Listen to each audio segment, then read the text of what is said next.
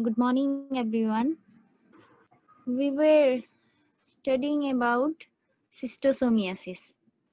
So we had completed up to pathogenesis and clinical features, and today we are going to study about the laboratory diagnosis of schistosomiasis.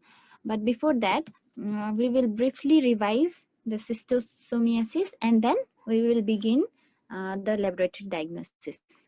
So Schistosomiasis is a waterborne disease caused by the parasite Schistosomes. And among the Schistosomes, there are mostly five species. There are five species under the genus Schistosoma, and among these five, only three species, that is Sistosoma Hematobium, Mansoni, Japonicum, are the clinically important ones, which cause the disease schistosomiasis. And Cystosoma meconici and intercalatum are less frequently associated with the disease. So and this disease schistosomiasis is mainly caused by Hematovium, Mansoni, and Japonicum. These cystosomes are mainly prevalent in Africa, and like the Cystosoma Hematobium and Mansoni are mostly prevalent in Africa, and Cystosoma Mansoni is also found in South America, West Indies, and Japonicum is found in the Far East region, especially in Japan. So this is the geographical distribution. We had gone through this, and though these cystosomes fall under the phylum Platyhelminthes and the subphylum class Trematoda, they differ from the trematodes in various general characteristics, which we had talked earlier also, like the sexes. They are though the trematodes are hermaphrodite in nature, these cystosomes are dioecious. That is, they have two different separate sexes, that is the male and the female are separate, and the body of the trematode is flat leaf like, but the cystosomes have a cylindrical body, which is which may be the adaptation to the venules of the definitive host. So that they can easily attach to the venules of the definitive host, they have a cylindrical body. And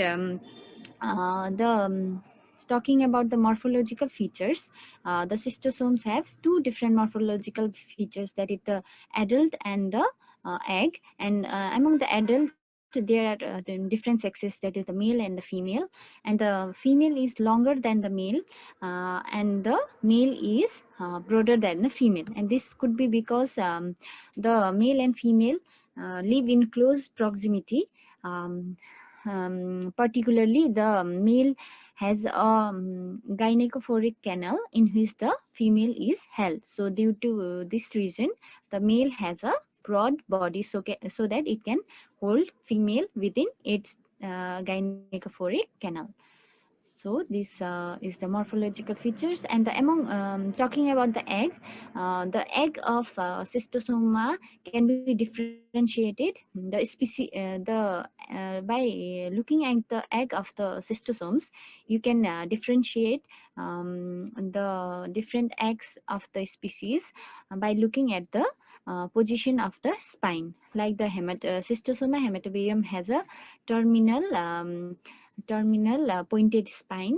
That of the Mansoni is the lateral spine, and Japonicum is the lateral spine, but it is knob-like in its structure. So by looking at these spines, you can also differentiate the species of cystosomes. Now, among the three medically important cystosoma, that is Hematovium, Mansoni, and Japonicum, we are focusing on the Cystosoma Hematobium. So Cystosoma Hematobium causes a waterborne disease called as schistosomiasis.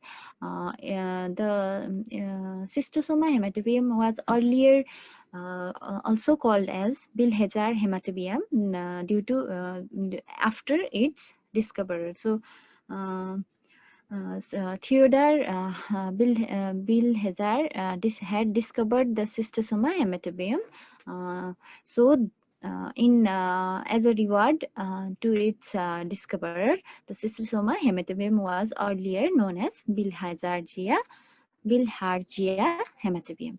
So based on its location, the Cystosoma Hematobium is also called as visceral blood fluke. So these cystosomes are they within the body of a definitive host. They are found within the venules, that the blood vessels within the blood vessel, but the location varies among the species. Like the Cystosoma hematobium is found within the vesical plexus, that is the blood vessels surrounding the urinary bladder and the pelvic floor.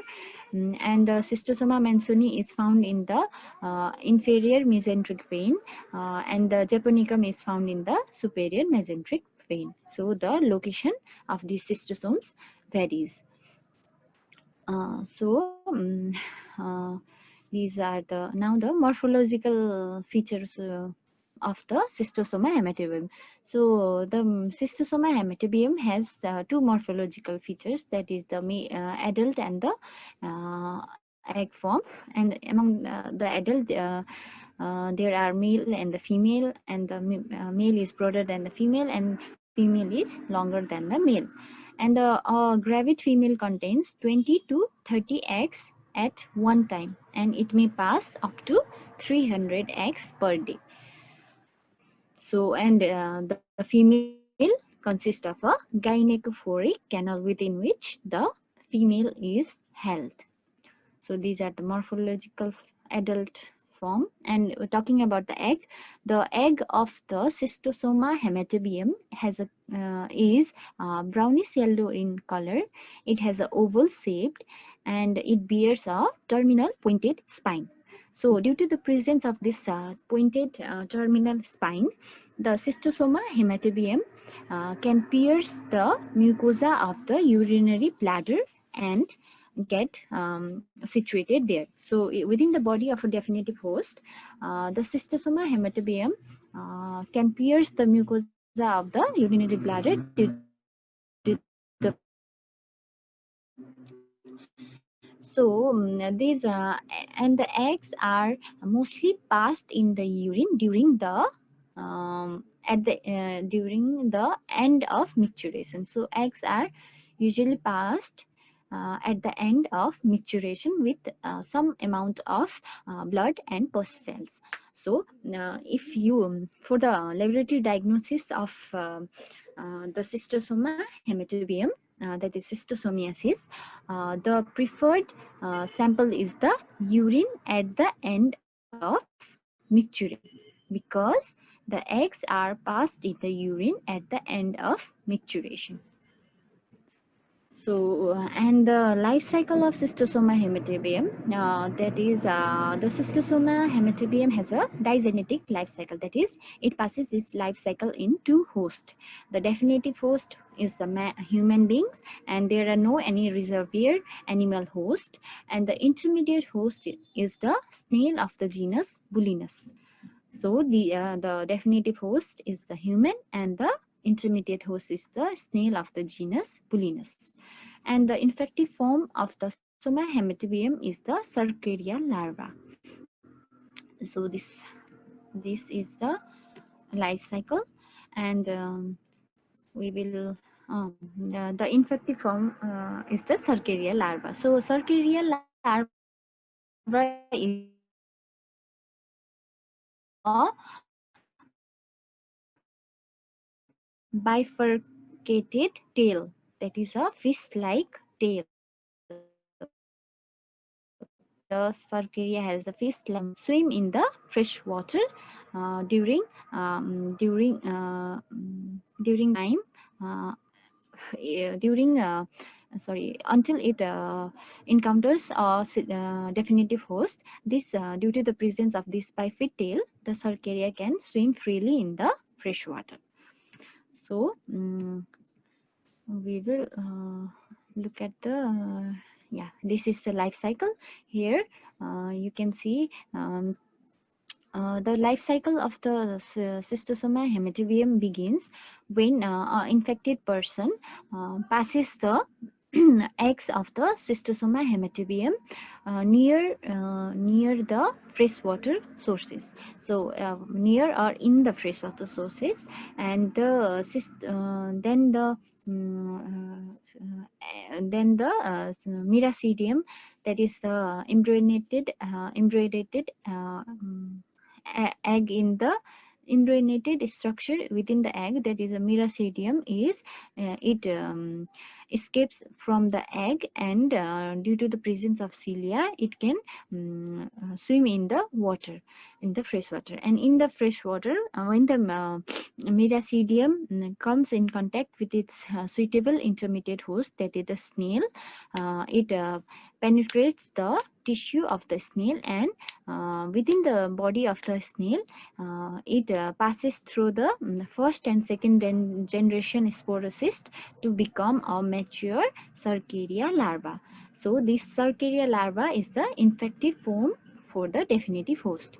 Then when a person takes bath or washes clothes in the fresh water, or when a person swims or baths in the fresh water, the Circaria larva of the Cystosoma Hematobium can penetrate the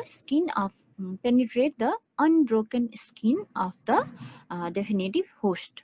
Due to the presence of this fish-like tail, the Circaria larva swims freely in the freshwater, and when it comes in contact with the skin of a definitive host, it pierces the skin of the definitive host and uh, and uh, uh, gets situated within the skin. And then the Circaria larva loses its tail and it becomes Cystosomele. So this Cystosomele then through a long migration, that is it passes through the right side of the heart, then the lungs, then the left side of the heart, and then due to through the systemic circulation, it gets situated systemic circulation, it passes into the portal circulation, and then gets situated in the liver. And in the liver, this cystosomele becomes sexually mature male and female. Yes. Then the sexually mature male and female pass against the blood stream to get situated in the urinary bladder. And in the urinary bladder, the female get detached from the male, and it goes into the urinary mucosa of the urinary bladder, and it passes the eggs.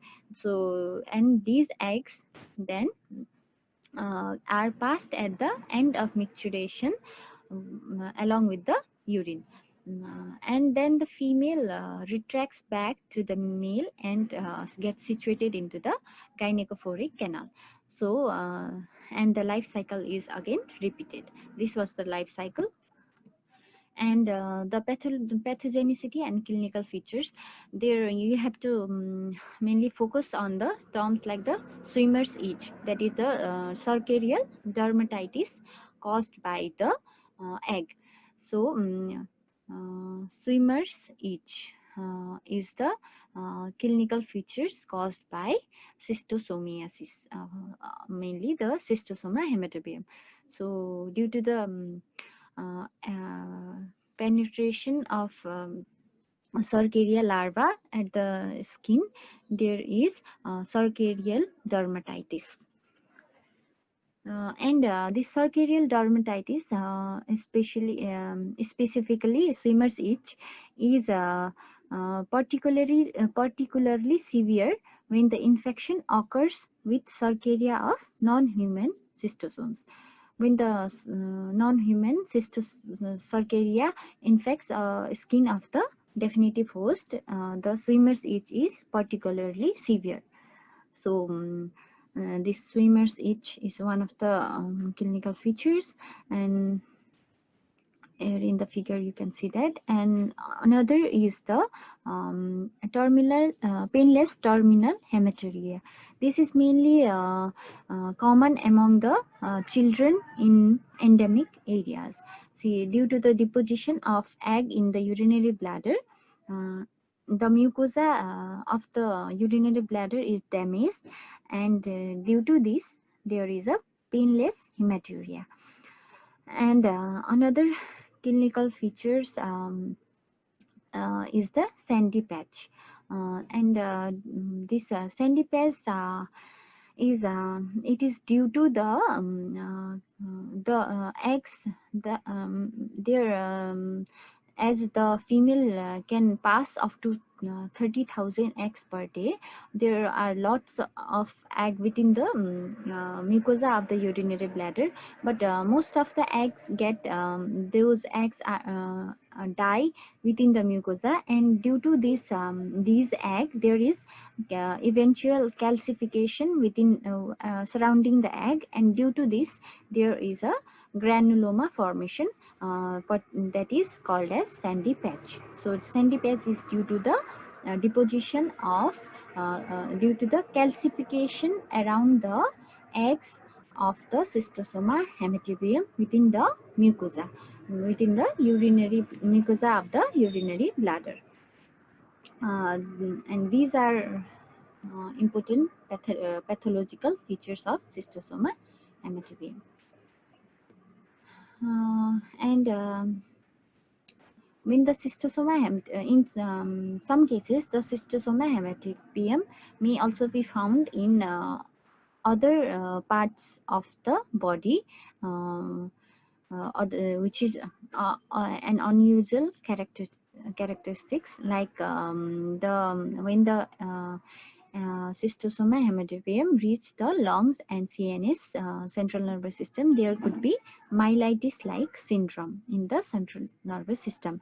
And when the cystosomiae get deposited into the lungs, there could be cough and fever, can also be the pathological clinical features with of the definitive host. So these are the important pathological features. Now today we are going to study about the laboratory diagnosis. So for the laboratory diagnosis of Cystosoma hematobium, the preferred sample or the specimen is the urine, and urine that is excreted at the that is passed at the end of micturition, because the eggs are mostly abundant at the uh, end of micturition. So the urine which is passed at the end of micturition, along with the blood and pus cell, is the preferred specimen. So the urine for the laboratory diagnosis, the urine passed at the end of micturition is the preferred specimen. For now, talking about the diagnostic procedures, we can do the urine microscopy. So the urine for the urine microscopy, direct mount can be done. For this procedure, um, first the urine sample is centrifuged, and the deposit of the urine is then placed on a on the center of a glass slide, and it is then covered with a cover slip, and it is then observed under low power microscope and then high power microscope. And through this microscope, we look for the characteristic oval shaped egg with a terminal spine. So if oval shaped egg with a terminal spine is observed under the high power microscope, then the it is confirmed that the egg is of Cystosoma Hematobium. So by this procedure, we can diagnose that the cystosomiasis caused by the Cystosoma Hematobium. And another procedure is like the urine which is centrifuged. It is then it can be filtered through nucleopore, and then it is then observed microscopically. And this is a quantitative method, because the urine filter through the nucleopore, um, uh, we can count the number of eggs present in the specimen. So this is the quantitative method for the diagnosis of cystosomiasis. So in the urine of the patient, we can sometimes see the hatched miracidium also. Sometimes the hatched miracidium is can also be found in the urine. And the eggs can also be seen in seminal fluid of males, sometimes occasionally only. So uh, so we have talked earlier that the eggs are mostly passed at the end of micturition along with the egg and pus cell. So the urine is reddish in color and cloudy due to the presence of pus cell. It is reddish due to the presence of blood and cloudy due to the presence of pus cells. So here in the figure you can see under the microscope you can see this type of eggs along with the pus cell. So this oval shaped with the terminal spine are the eggs of the Cystosoma Hematobium, and the small circular transparent structures are the pus cells. Okay. So another diagnostic method is the biopsy. So in case of light infections, the biopsy material of the urinary bladder can be taken out, and then it can be it is then digested with potash solution, that is potassium hydroxide, and then it is absorbed under the microscope. So in case of heavy infection, the eggs of the Cystosoma Hematovium can be seen in the in the urine. And in case of light infection, the biopsy material should be taken out for the diagnosis of cystosomiasis. So another diagnostic method is the detection of antigen. For now, the antigen against the gut of adult cystosomiasis is detected in the specimen like the urine and serum. So urine and the serum are the preferred sample for the detection of antigen. So the antigen that are detected using this method are the circulating anodic antigen and the circulating cathodic antigen. These are the antigens associated with the gut of adult cystosomiasis, and these are detected by the ELISA method in the laboratory. So for the detection of antigen, the ELISA method is performed, but this is not available in this method is not available in all laboratories. So another method, that is the detection of antibody, is routinely performed. So another diagnostic method is the detection of antibody. And for the detection of antibody, there are different techniques, different tests like the complement fixation test, bentonine flocculation test, indirect hem agglutination test, immunofluorescence, gel diffusion test, and nowadays Falcon assay screening test is in practice.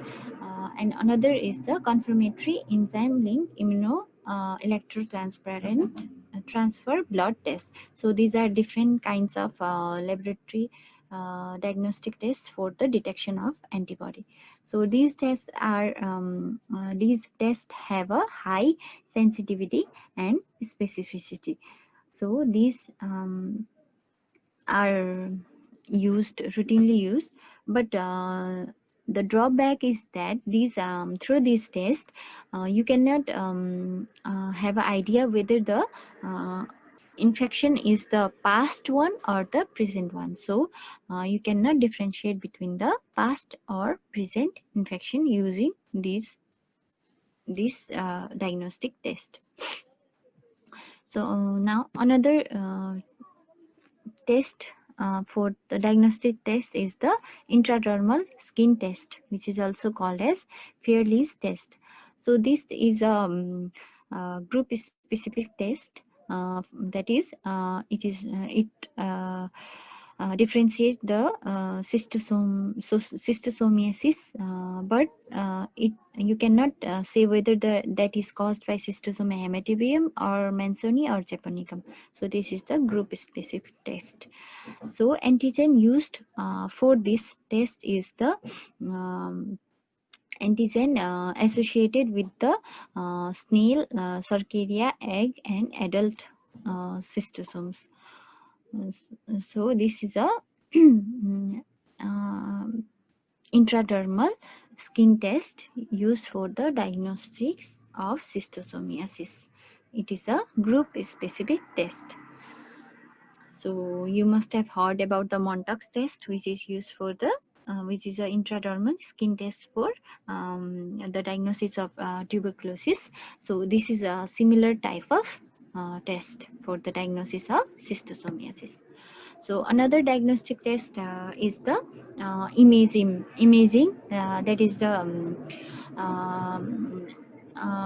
in this you can perform the x-ray of the urinary bladder, and the x-ray shows a bladder and urethral calcification.